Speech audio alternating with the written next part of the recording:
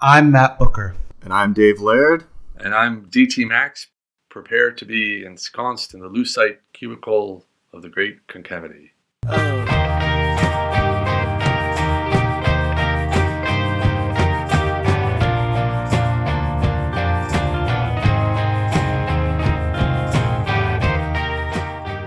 Well, welcome everybody to episode 8 of The Great Concavity. Today we are joined by David Foster Wallace biographer and New Yorker writer D.T. Max. Welcome to the show, Dan. Thanks.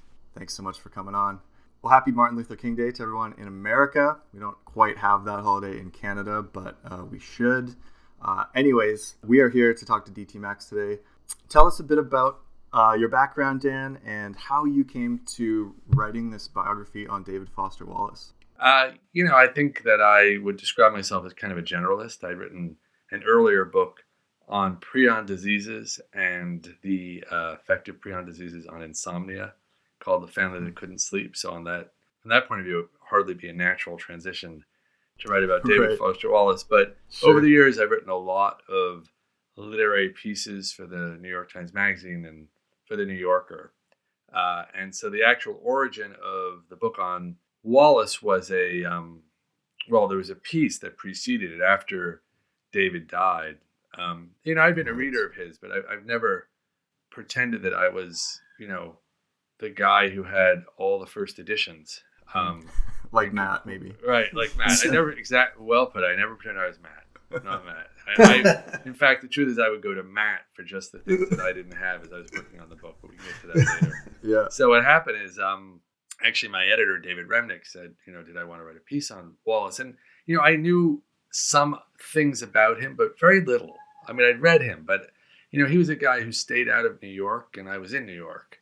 And he was a guy who wasn't really, literary journalists made him anxious, and that's what I was. Mm-hmm.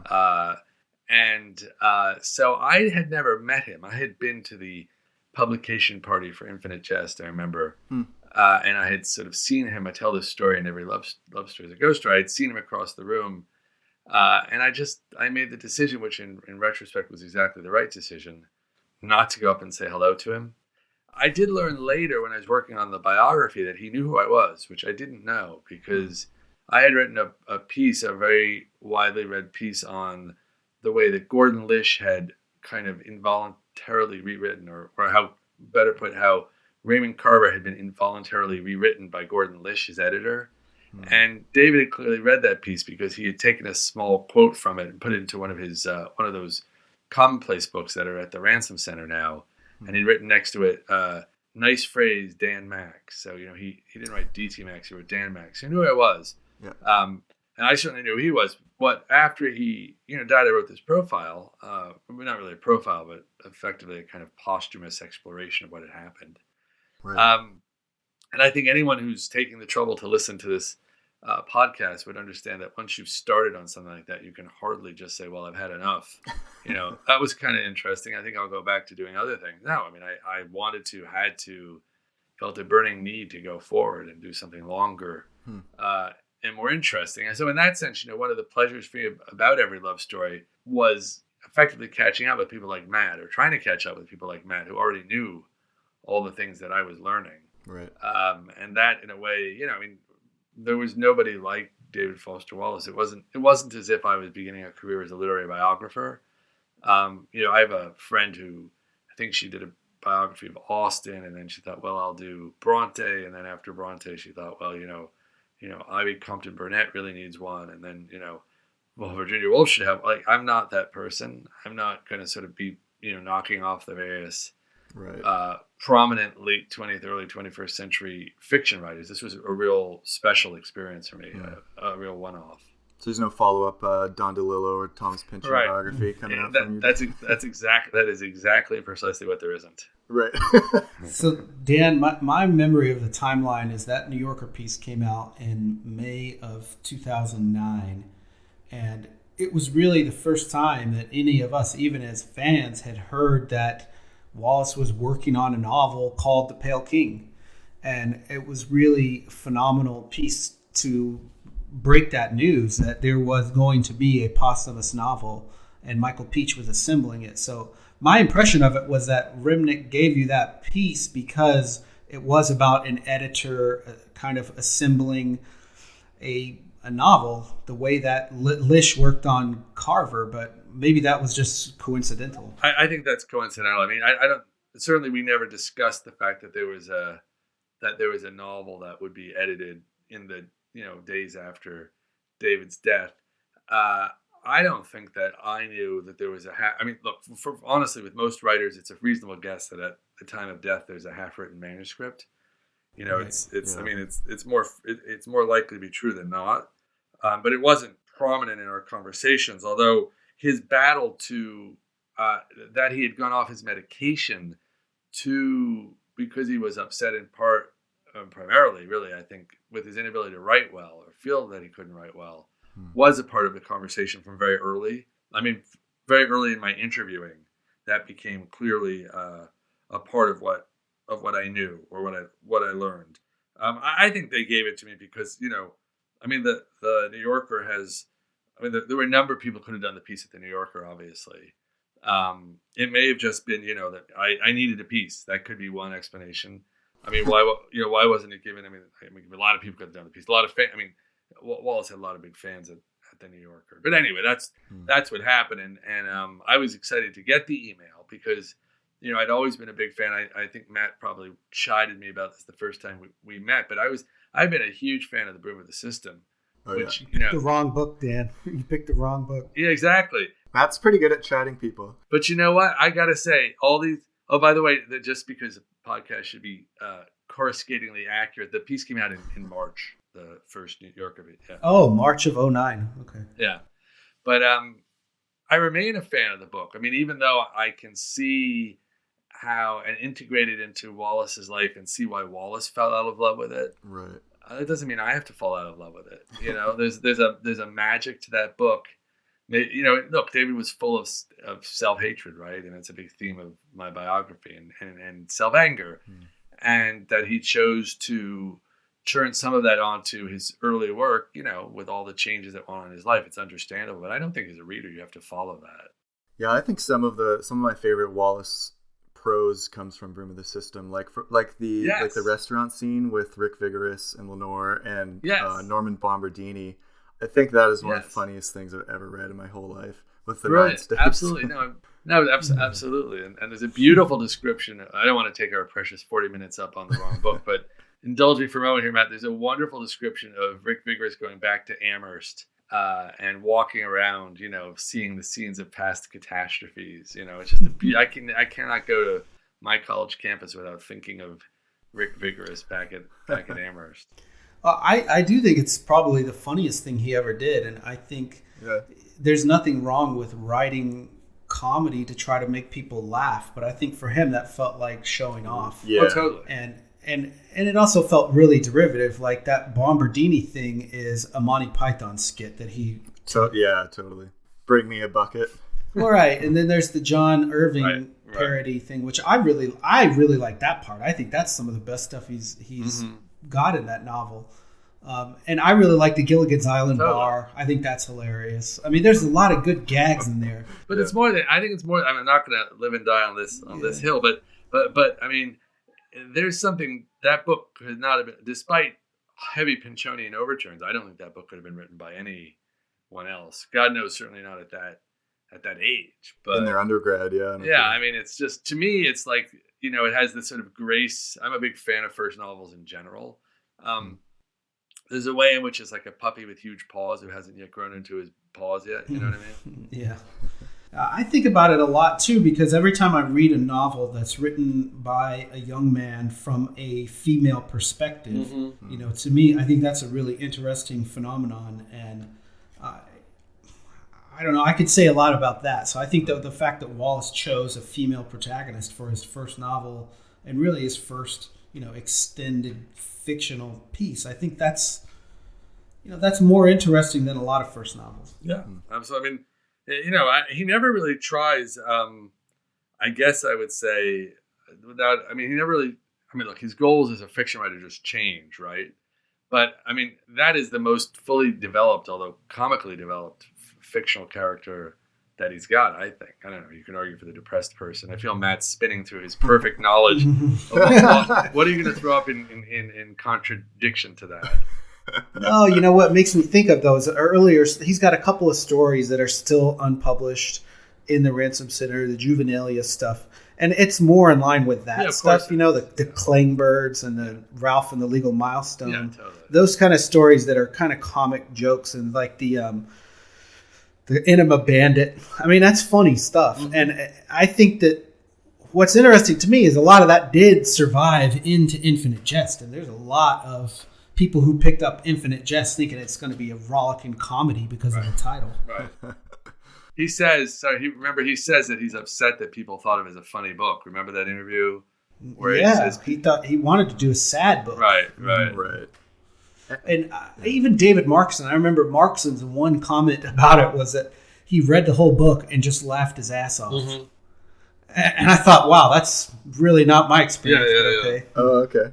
I think for me it was a bit of both, right? Like there are sections that are like wildly hilarious, and then there's some that are just are ghastly. Right. And so it walks that line all throughout, I think. Yeah, I mean, I think as we learn more, if we ever do learn more about the sort of textual history of the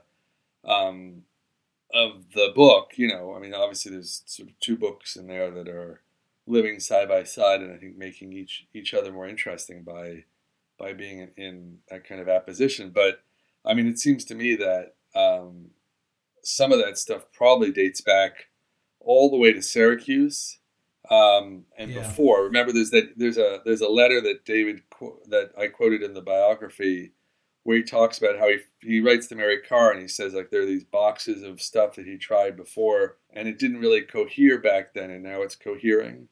And I mean, I don't know if that's the stuff with Hal or not. I mean, but I would be really surprised that isn't some of that stuff dating all the way back to that time. I think the non-AA stuff, some of that goes way back. Yeah, well, I mean, some of it goes back to Arizona. A few pages definitely go back to Arizona.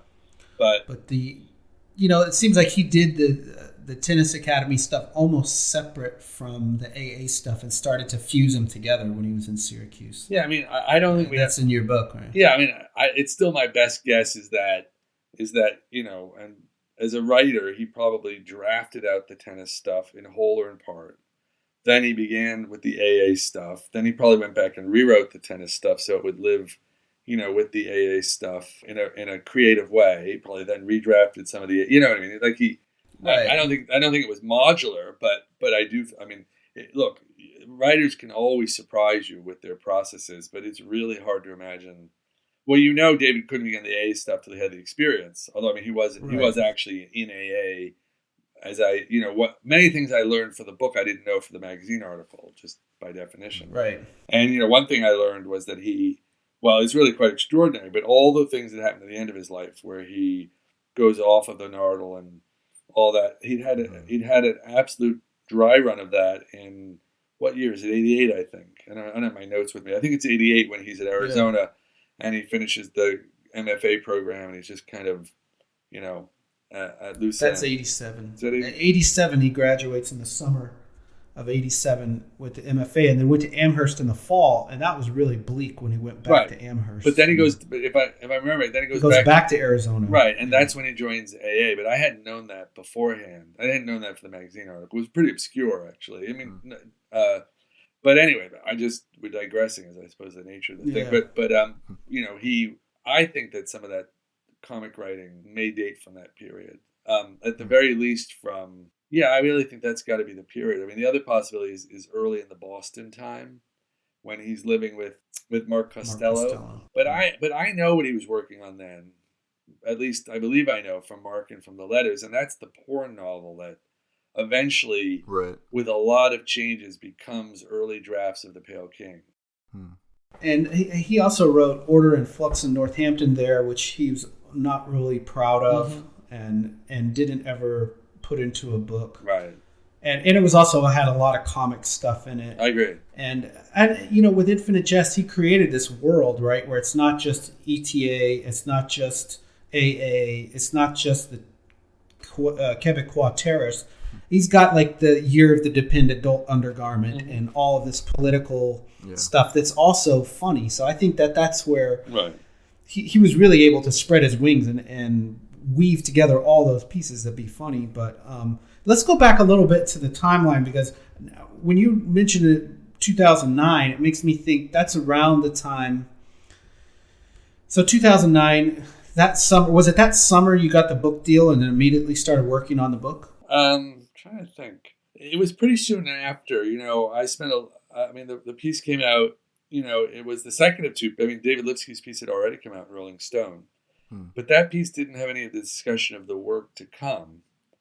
I don't think he knew about it. And then, I can't remember, but I think by the fall, I was probably pretty much devoting myself full time to working on Every Love Story is a Ghost Story. Because I can't remember anything else coming in between. I can't remember any magazine pieces. I didn't do another New Yorker piece after that. There was one that ran a week later, but actually I'd been working on it before. So, it wasn't... Yeah, it was very rare for someone to have pieces on sequential weeks in the New Yorker. It sort of was a joke in the office. Like, well, what do you got for next week? But it was just pure chance. Just pure accident. So is it about a 2-year process writing the biography, Dan? I think it's longer, right? Because it comes out... closer to 3. Yeah, because it comes out in September of 2012. So I started in earnest in September of 2009. And I was writing fairly close up to the deadline. I was one of those authors who was sort of irritating his copy editor by rewriting and rewriting. So that fall of 2009, I remember, was a conference in New York at the City University of New York called Footnotes, and there were a lot of Wallace scholars who came to that conference. And that was really the first time that I had heard the rumor that Wallace's papers would be sold to the Ransom Center. Mm-hmm.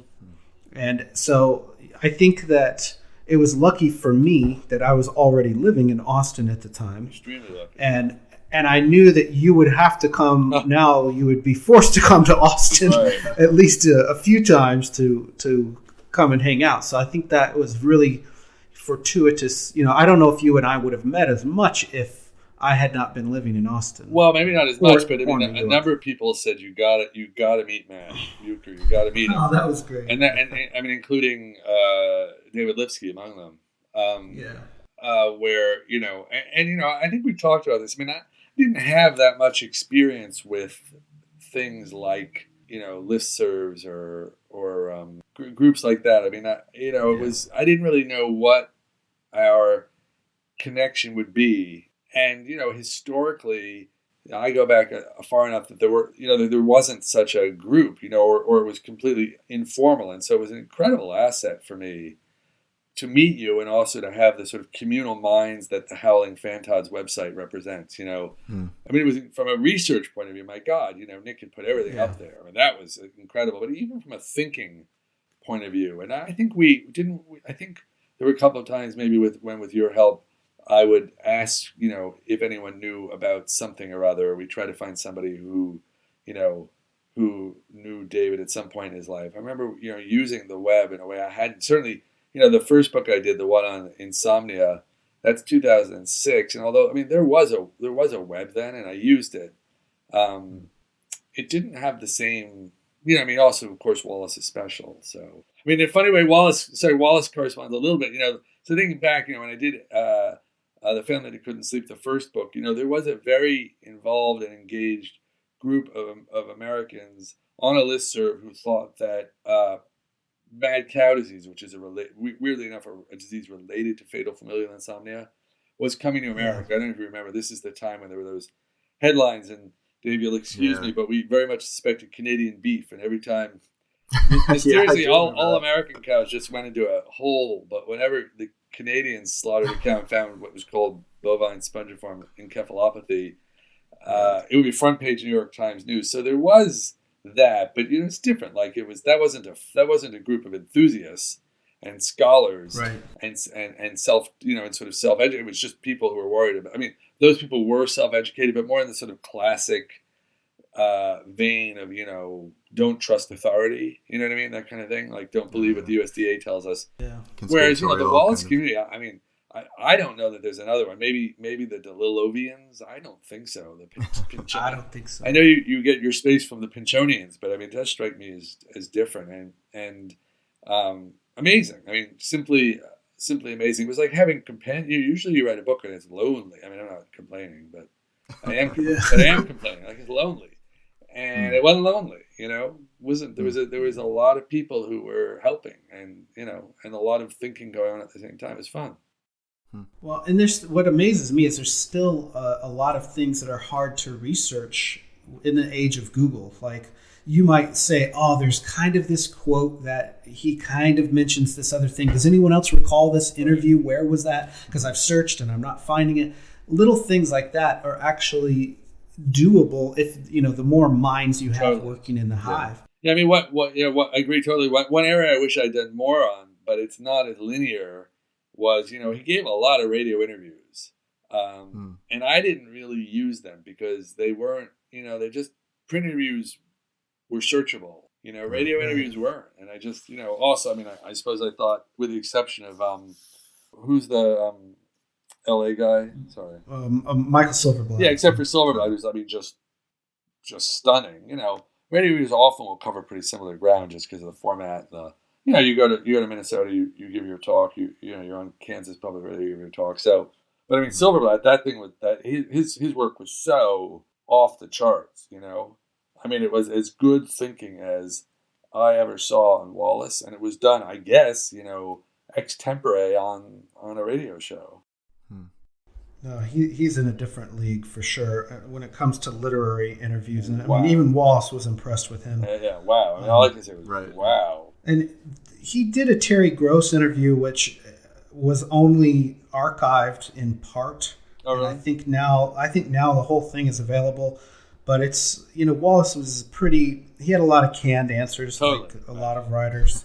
And he would go back to them. He does in his letters, too. I mean, one reason that I felt I was sort of ready to turn in the manuscript was, I discovered a new cache of David's letters, and I'd read them, and they'd sound a lot like other letters I had from David, Yeah. I mean, his stance, his presence, his persona were very consistent after a while from letter to letter. I'm not saying I couldn't still be surprised. I could, but you know what I mean? It was like I'd see his letters to a guy in Germany who was interested in Buddhism. And then, I'd see his letters to a woman in America who's interested in Buddhism. They'd be very similar. They'd be the stance. I mean, I've often said that this book, lives in some ways through David's letter writing. And it would have been a very different book if I didn't have the letters. But I think it's also, I've always said, I don't have a really high opinion of interviews, as maybe because I do them. But I don't have as high an opinion of interviews as a place of disclosure. Right. And although I don't deny that letters are another form of self-presentation, to me it's the best form of self-presentation. But maybe for the obvious reason that you're using words to mold or language in a way that you don't really use it on the radio. And it's true. Like, even if we don't have a lot of sort of personal writings from David that were not meant for publication. But the ones that we do have aren't really very different from some of the letters, especially the early letters, the ones to Corey Washington. Yeah, quite remarkable. There's an interview that Wallace did, a radio interview that I just posted the other day on Twitter, and now I'm not finding it, but it was remarkable in that it had a really good moderator, a really good interviewer, and I'll have to go back and post the link after this because. That to me makes the difference in a lot of those interviews. Like, Michael Silverblatt is such a good interviewer. Right. And the one time I saw Michael Peach interview another writer on stage, I was taken back about how good of an interviewer he is and how natural and well-versed he was in every sort of aspect and able to put writers at ease and stuff. Well, he really knows their work, too. Really, really knows the work. Yeah. And I think that there's still...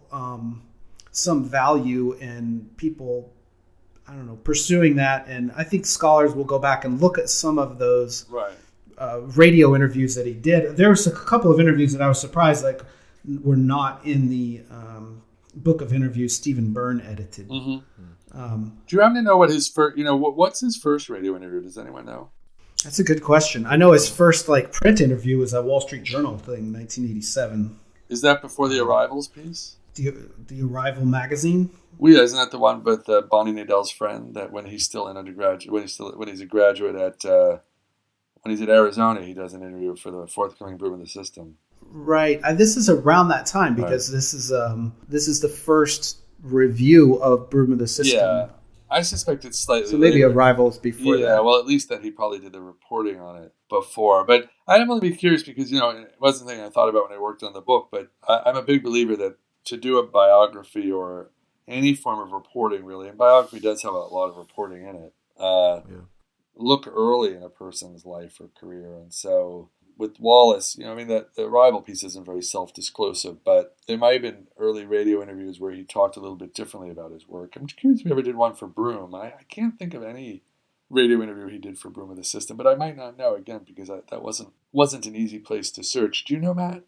Well, WBUR in Boston pulled up a review. I mean, a lot of that stuff was not saved, from the late 80s, early 90s, but WBUR did one around the time when he was living in Arlington with Costello, and they saved it and dug it back up a couple years ago. So that might be so the oldest. He's living in Somerville. He's in Somerville with Somerville, okay. Yeah. So they interviewed him for the appearance of Girl with Curious Hair, then, probably. I think that's right. Well, we'll have to... if you have a link to that, I'd love to listen to it. Yeah, it was a couple of years ago. We'll post a link up there. Yeah, that'd be cool. I knew that I forgot it. Actually, I'm looking at it now. Open source, radio open source. It was actually 1996, so it's not as... Oh, that's as the old. Chris Lydon one, right? Yeah. Oh, no, that's different. Yeah, I didn't know still, that. They thought they would have lost it. Oh, that's great. Yeah, I didn't think that he had done a rate, but I never really thought it was a small piece of the puzzle, but it would have been interesting to hear his voice. You know what I mean? One of the most wonderful things I had, which was a complete accident, was, speaking of David's voice, is this, I use it in every love story, but he had, I never heard of something similar, but he and his friends, after graduating from college, sent each other taped sort of reminiscences or taped letters saying what was going on in their lives. And so you have Corey Washington and you have Dave, you have Mark Costello speaking to each other as if they were on some sort of party line phone call. It's just that even in 1985, it seems to be a kind of odd sort of retro, somewhere between retro and just sort of dorky, but it's kind of wonderful, to make cassette tapes to send to each other. Yeah. And cool. David's is precious, just wonderful. So you mentioned earlier, we were talking about the value of the internet and sort of the hive mind, and you talk about that a little bit in a preface that you added to the paperback edition of Every Love Story. Mm-hmm. And that sort of, I was looking forward to reading that a lot because I was wondering if you were going to do something different for the paperback. And, now that's been out for a couple of years. Yeah. And have you talked to the publisher or done anything about, have you thought about doing like a new edition of the book at some point? They're doing a new edition of Infinite Jest. Yeah, this I year. I think that's inevitable, and that I should do it. I think what I'm waiting for is maybe a little bit more new information to come out. I mean, I'm reading what people are doing, at least asking Matt what the new scholarship is, and most of all, for me, what's most important is really the new textual scholarship stuff, like David Herring's forthcoming book. Right. Those are the things that my eye naturally goes to most, just both because of my disposition and because it's a biography. And I've done kind of willy-nilly some interviews with people. When I've given a lot of talks about the book, and various people have come out of the woodwork. I mean, they didn't experience themselves in the woodwork, but I did. Who I couldn't find for the biography, and so, but I think that's I think that's down the road, and a little bit waits new. What's so complicated and interesting about David? So he dies so young, right? And usually when people die after a ripe old age, the people who knew them follow soon after and deposit their papers, right? But that's not the case with David, obviously, since he died young. And so there may well be a fairly long kind of, incubation period. yeah, or lacuna, Yeah. or whatever, Latin séjour, or whatever. There's going to be a Yeah. pause there, I think.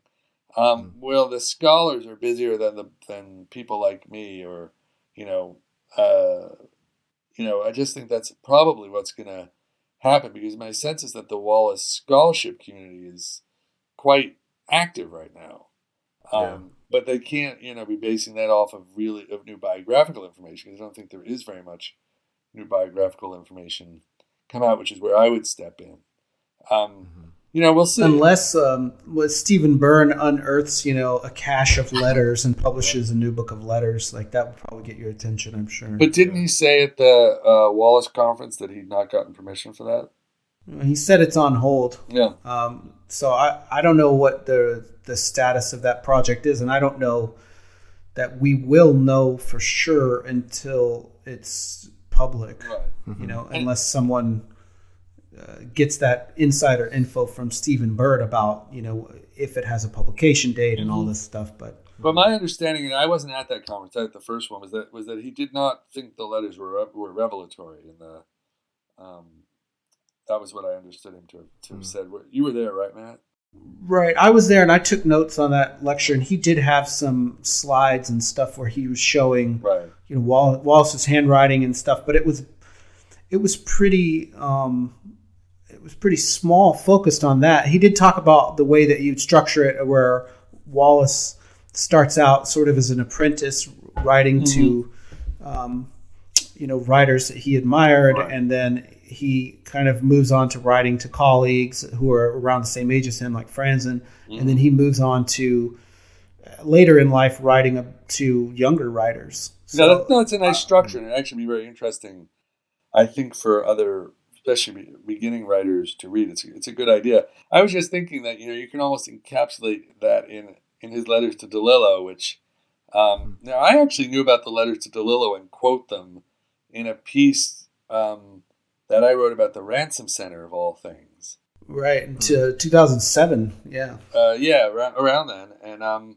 where those letters already had such. So it was DeLillo who sold his letters to the Ransom Center, and so one of the weirdnesses about correspondence is that you don't sell your letters, you sell your letters.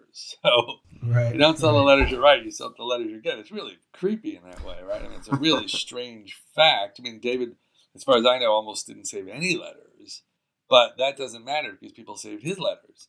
So, and I remember they had such a reputation that when I was asking at the Ransom Center back then, like, what letters should I quote for this piece? What are the great letters in the collection? There were some Evelyn Waugh letters, if I remember right.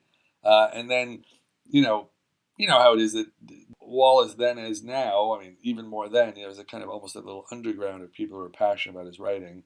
Right. And so one of the young assistants, of course, the guy who I felt was like sort of most in tune with writing, was like, you've got to see these letters that Wallace wrote to DeLillo. But anyway, they begin with, Dear Mr. DeLillo, that's the first letter.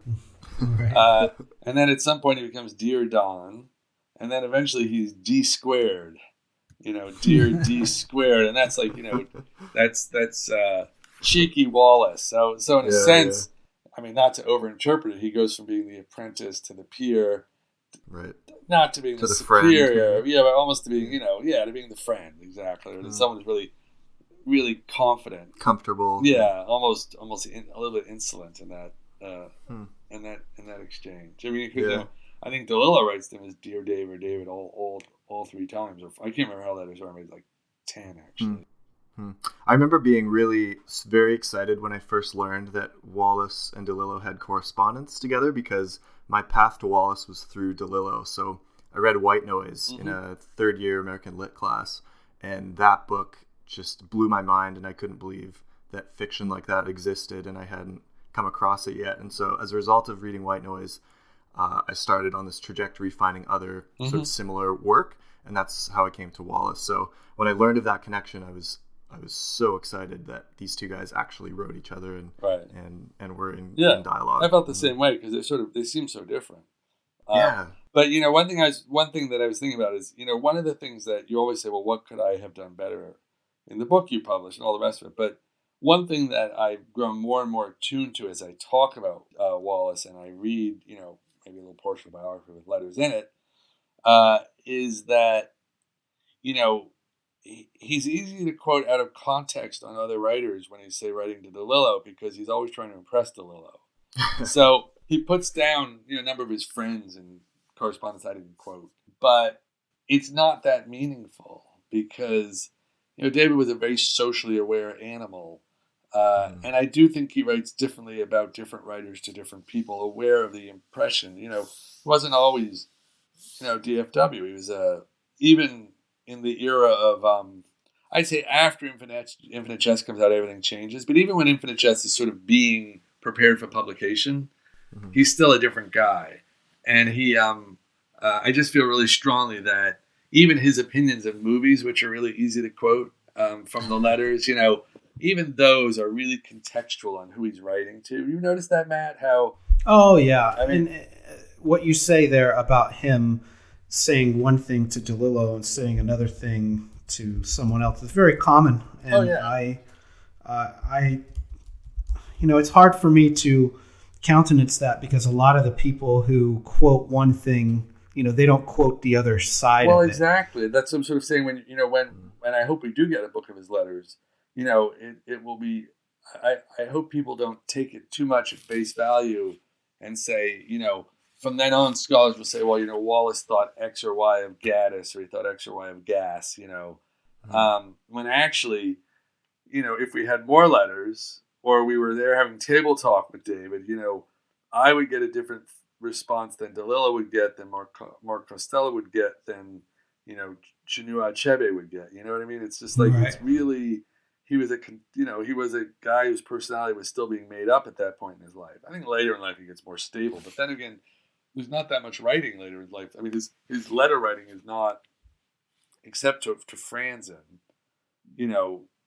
I think his pool of correspondence that he really is meaningfully in touch with shrinks. He writes a lot of letters to fans, you know what I mean?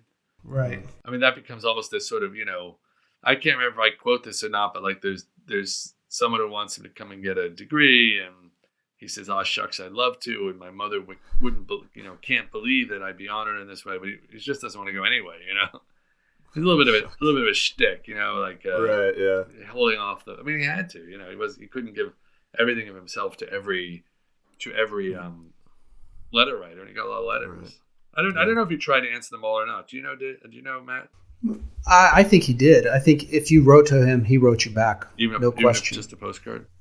I mean, yeah, even just a postcard and all the way up to the very end. I've never met anyone who said they wrote to him and never got a response. I mean, maybe that happened in 2008, but yeah, I mean, sure. I could name you a dozen people. I could name you dozens of people who wrote a postcard or a fan letter and got a significant reply, which they are holding on to and cherishing like a piece of the true cross, Right. That's incredible. I mean, there's some letters I remember now where he would just take the letter and annotate it and send it back. Yeah, he did that a lot too. Saving the stationery and all the rest of it. But he did that many times. As far as things you would have done differently in the book, I think I told you this, but I was really hoping there would have been photos in the book. Yeah, but photos are like, there are a couple of reasons there weren't photos, but photos are, it's the writer's job to clear permissions and organize them. And I didn't really have the time. I wanted to spend the time on what I do best. And so I never really got to it. And then, the editor, Paul Slovak, who's a completely brilliant editor, and edits William Volman, he didn't push me on it. He didn't feel it was crucial. He didn't feel the readers for the book needed that. I mean, it's true most biographies do have that, chunky, high middle gloss section, paper. I get, and I kind of think it I also make a couple arguments. One, I'm not sure in the era of the internet you really need that anymore. Yeah, in the age of Google image. As he says, Google it, knock yourself out. Doesn't he say that in the Federer piece? Go ahead, Google it, knock yourself out. Yeah. And then two, you remember, and I've said this enough times to Matt that he's sick of it, but I was trying to write a biography that sort of approximated the condition of a memoir. in the sense that it was a memoir by the person who didn't live the life. It was supposed to have that kind of intimacy of tone and not feel the obligation to tick off every year and every acquaintance and every reading he gave, but to be a story, right? And so, pictures, I mean, there are some memoirs with pictures in them, but there are many more memoirs where the person just puts a picture on the cover of themselves. And so, in that sense, Wallace on the cover I felt sort of sufficient. I mean, I wouldn't have minded. There's some wonderful pictures. You ever see the one of him and Cynthia Ozick and Salman Rushdie? Have you ever seen that one? I don't think so. You should have put it in the book, dude. Yeah.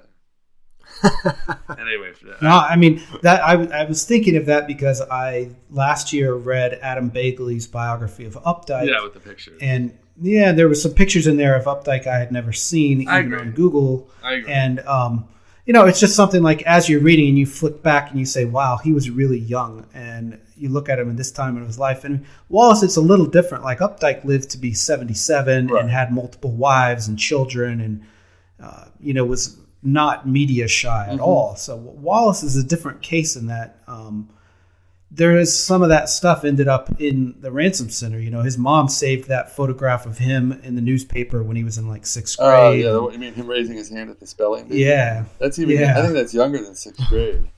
It's like 4th grade or something. It's very young. Yeah, that's around the time he wins the prize for the poem about the toxic sludge.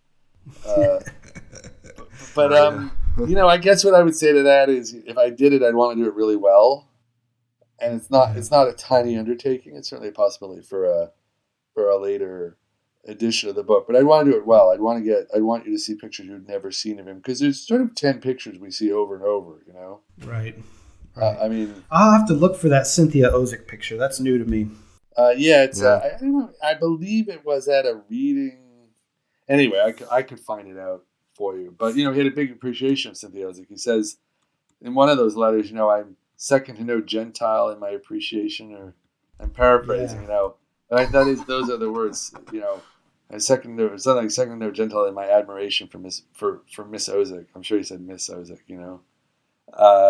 So, and then Rushdie, it was some reading, one of the things that I didn't cover in the book and don't regret, but as a writer who does a lot of this now myself, I see how it doesn't have a big place in one's life.